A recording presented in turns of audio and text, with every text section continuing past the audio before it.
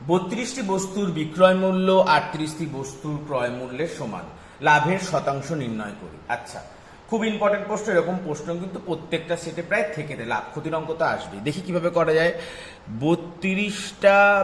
32টি বস্তুর বিক্রয় মূল্য মানে এসপি কার সমান?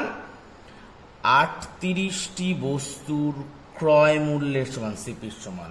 লাভের শতকরা কত বলেছে, তার মানে আমি বলতেই পারি এসপি বাই সিপি সমান সমান 38/32।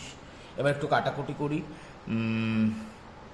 16 2 2 19, তার মানে 19/16 বেরালো। তার মানে কত বেরাচ্ছে? এসপি আমার বেরিয়ে যাচ্ছে 19 আর সিপি বেরাচ্ছে 16। ঠিক আছে, লাভ কত? লাভ হচ্ছে 16। লাভ হচ্ছে কত? 16 আর 19 থেকে 16 গেলে 3। সবসময় কার উপর লাভ হয়? আমি আগেই বলেছি ক্রয় মূল্যের উপর লাভ হয়, সিপি কস্ট প্রাইস। কত পার্সেন্ট লাভ হচ্ছে? গুণ 100। কাটাকাটি করি।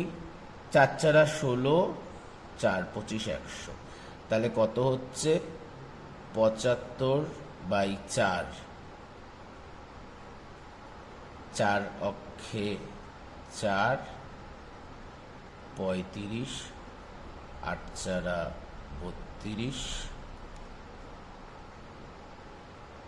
0.0, 4 7 28, 2 4 5। Option C 18.75। এই প্রশ্নটা কিন্তু আরআরবি এনটিপিসিতে এসছে। শুধু আরআরবি এনটিপিসি বলে না, সব রকম পরীক্ষাতেই লাভ ক্ষতির অঙ্ক আসে। অবশ্যই ভালো করে মন দিয়ে দেখবে।